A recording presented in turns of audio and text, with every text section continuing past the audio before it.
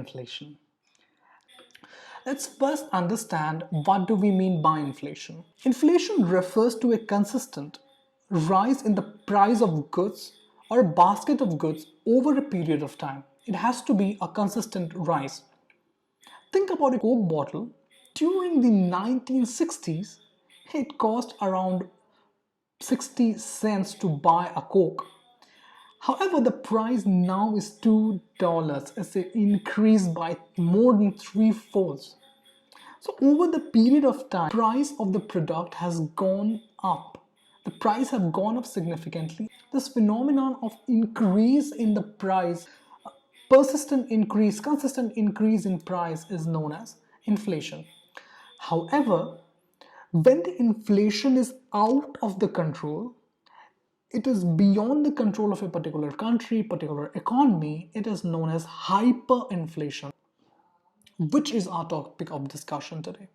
In this lecture, we will discuss nitty and gritty everything about hyperinflation, why it happens, and how accountants think, and how do we need to account for hyperinflation in the books of accounts.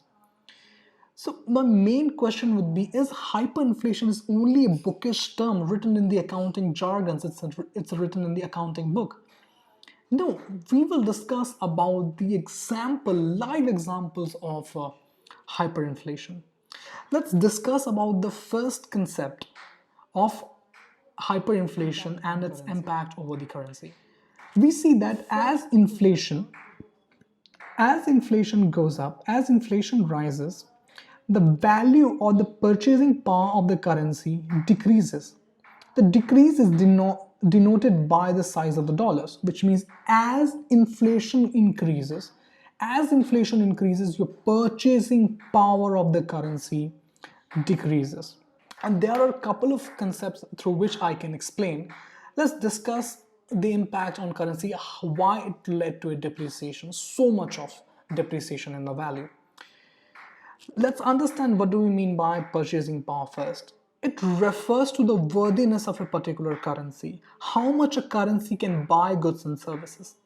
So consider the example of the apple. Herein, the price of an apple was only $2 before hyperinflation. Now, after hyperinflation, the price of the apple shoot up to $20 billion. Still, for simplicity purposes, I took dollar as a currency. Is this kind of situation do exist that the currency depreciates this much? Yes, sir, it do exist. We will talk about this through our examples. Now let's talk about the impact on the people. The first thing is loss of jobs. Why hyperinflation happens? The main reason is due to political and economic instability in a particular economy. And that's the main reason for job loss. If your economy is not stable, if your government is not stable, it would be very difficult to sustain a high level of employment and to curtail the unemployment section. So I can quote one particular example in respect of loss of jobs.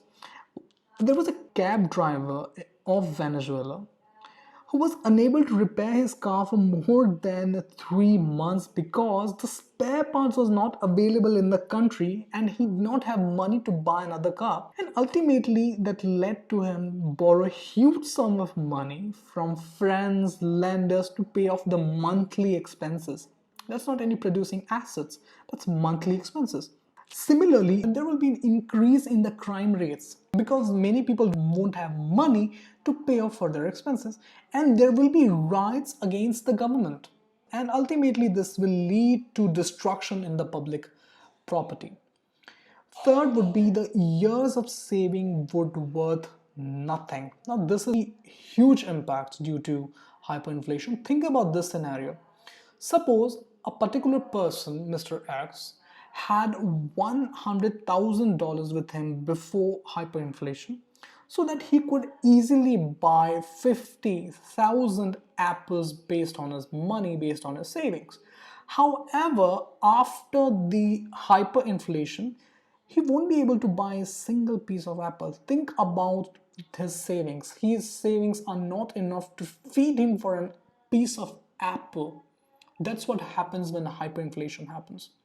You're not able to sustain the value of the currency or value of your savings. People leaving country. There will be people who will be leaving country because they don't trust the government. They don't trust the policies because of many irrational decisions and all of these loss of jobs, crime rates. People will leave the country and ultimately there will be a significant decline in the overall GDP of a particular nation. So that's a huge impact of hyperinflation. Let's take and understand some of the examples of countries that's faced hyperinflation. There are three countries that I like to discuss: Zimbabwe, Venezuela, and Germany. Let's start with Germany first. The First World War lasted from 1914 to 1918, and entire Europe was in ruins due to war. After the victory, Allies handed over a bill of 132 billion mark. Mark used to be the currency of Germany. So pay for the damages for the war. This was twice the size of Germany's total GDP. That's huge. Now they left with only one choice. How are they gonna pay off the debt?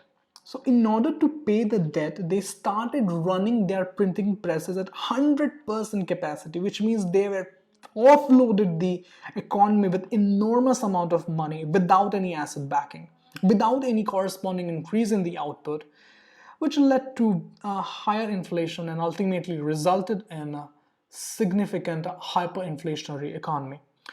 I would like to quote an instance where during 1919, a $1 used to fetch 4 Deutschmark, and after 5 years, $1 was equal to 4.2 trillion Deutschmark. That's huge. That's the level of depreciation happened to the currency if you print so much without any asset backing. We will discuss this thing, why hyperinflation happens. The second country we will discuss would be Venezuela. Once this country was one of the richest countries because of its proven oil reserves. It has a huge level of oil reserves, proven oil reserves. But due to public spending without corresponding increase in the output of a nation, the economy went into huge and excessive level of debt and corruption, ultimately leading to printing the money. Same as Germany, they started printing money like anything, and the inflation rose. The Central Bank of Venezuela reported an increase in the inflation between 2016 to 2019 to the tune of 54 million%. That's enormous, which means the inflation in India is generally 4% per annum. In US, it should be around 1 to 2% per annum. But the inflation in Venezuela rose to the tune of 54 million% between 2016 to 2019. That's led to a huge crisis in Venezuela, and they're still suffering from the crisis. The third country is Zimbabwe. Same with Zimbabwe, poor execution of the monetary policy leading to printing enormous amount of money without any asset backing and ultimately leading to a hyperinflation economy, where during 2008 November, the estimated rate of hyperinflation in Zimbabwe was 79.6 trillion% per month. That's enormous. You can't even calculate these numbers on a compounded basis. And $1 was equivalent to 2.6 trillion Zimbabwean dollars. So their money, their currency was worth nothing. As the inflation increases, let's take the example of Zimbabwe, the inflation shoot up to 79.6 billion% per month. The purchasing power of currency declined, and only $1 was able to fetch 2.6 trillion Zimbabwean dollars. So that's the irony.